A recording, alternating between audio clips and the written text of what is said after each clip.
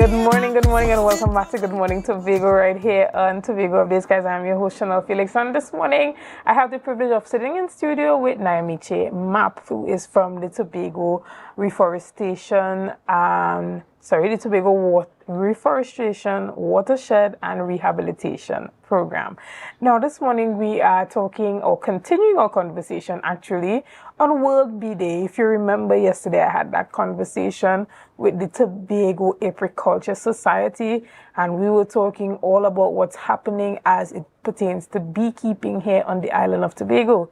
This morning, Miss Mapp will be here to tell us some more about what's happening in that area, how you can become engaged, and how you can bring your plants to life by partnering with them. Good morning and welcome. Good morning. Thank you so very much for having us this morning. We really do appreciate the space and time given to us to discuss this exciting project. Yes. Now, when we talk about beekeeping, it's not a lot of conversation happening surrounding that, but a greater effort is being made to not only improve apiculture on the island, but to also get persons to understand how it can benefit their farms, their livestock, and just their own home gardens and, whatever it is that they're doing. So as it pertains to growing plants, vegetables, or herbs. So tell us a little bit about that. Okay, so what we intend to do, we would have launched yesterday being World Bee Day. We would have launched our pollinator zones project, where we are inviting persons to bring in flowering plants and herbs and shrubs that may be native to Tobago initially, to create this zone that would encourage the pollinators. So we would have aptly themed this project all about the bees and the pollinators that we are hoping to encourage back into the botanic gardens, especially would be bees, of course, butterflies, bats, and specifically birds, the hummingbirds, as key pollinators. Excellent. And how can this help to benefit persons' own personal home garden or what they have going on as it pertains to their crops? Well, it cannot be understated the importance of pollinators towards and their role and their contributory role towards agro-food systems and even in building climate resilience. So while this project in its first instance focuses within the botanic garden space at Scarborough, it is always encouraged that farmers or even ordinary backyard gardeners to still plant, and it doesn't necessarily have to be the flowers as we know it in a typical sense, but herbs that are flowering plants. So for instance, the vervines or even what we would have called locally, I grew up knowing it as the greater wood bush, those kind of native species to Tobago, to really encourage and to attract the pollinators back into that space. Because and I can share this experience growing up, because I'm from Bell Garden, Richmond Point to be exact, and growing up, I would have noticed so many butterfly species throughout, to such an extent that Mom would have created a little butterfly net for us to go and capture, because the numbers were so high and the species were so varied. But we have noticed, and I have observed that the numbers have declined, and that really goes towards our ability to want to pollinate the food that we so rely upon, to sustain our food systems. So it is encouraged both farmers and ordinary persons to attract and to encourage, because we have lost a lot of these species, these pollinating species, due to pesticides and climate change and just loss of habitat.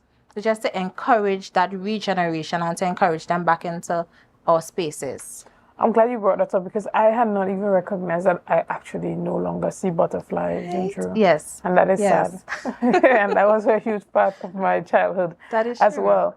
But even as it pertains to education, how is the Tobago Reforestation and Watershed Rehabilitation Initiative working to try to educate the public on how to maintain or sustain some of these pollinators in the ecosystem? Right. So a lot of it would be through our education campaigns, education awareness campaigns, And so, for instance, specifically, although this project is under a partnership that we have with the BioReach and the EMA, and a lot of the conservation efforts towards the white-tailed saber-wing hummingbird, a lot of what we're doing in terms of going into the school is to speak about the importance of these organisms and the support that they play to our food systems. So going into the schools and to educate students that, yes, while we may see a bee, it's not just the first response is not to kill it. Yes. That's not the first response, because we also do have stingless species here on the island. So it's just to show how do we treat with the species, to probably just capture it and release it. It's not going to take, because I mean, most of these times, these organisms are more afraid of us than we are. We should be of them.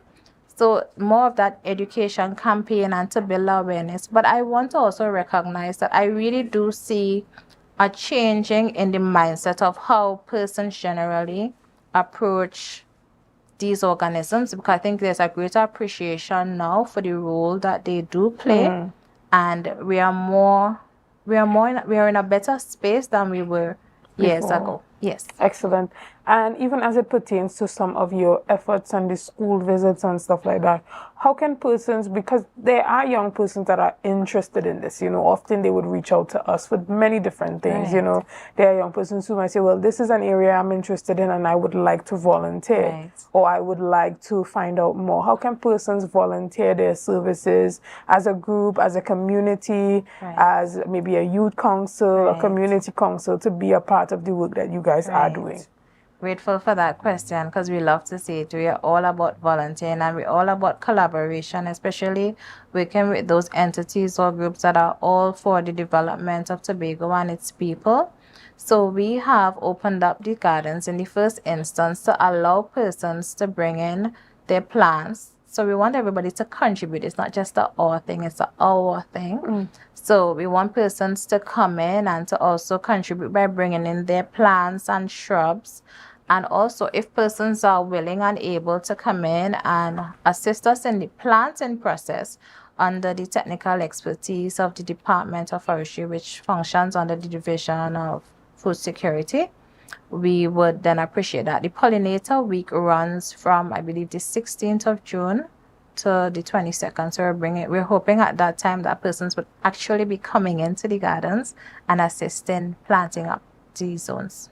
Excellent. Well, I mean, you can come back and remind us and send us all your flyers so that we can encourage the public and the schools, and hopefully they can make it a field trip to come to the botanics gardens and come and plant a tree, or because I think I remember doing that as a young person, as a youth, growing up, we got to visit the botanical gardens and plant flowers and stuff like that. So I think that would be great to send an invitation to the Division of Education for the school, especially some of the lower level schools, the lower level primary schoolers at the first years and the second years, to grow up with the idea of environmental conservation, as opposed to waiting until they're already in standard 5 and beating down bushes to now try to teach them how to conserve, but having that instilled at an early age.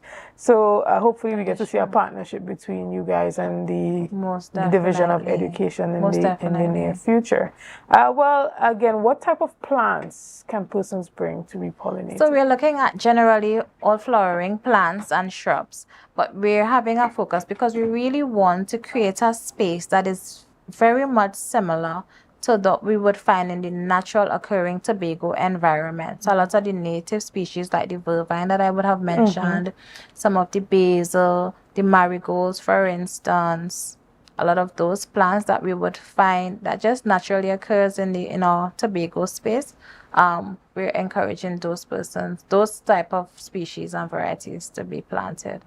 Excellent. Yes. Well, again, we want to thank you so much for your time this morning, and thank you for all the work that you guys are doing as it pertains to environmental conservation and as it pertains to assisting and supporting the beekeepers on the island. Thank you.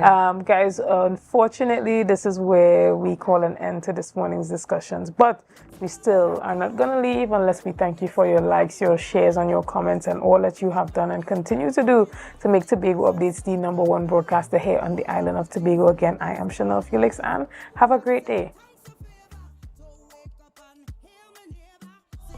1,000 people strong.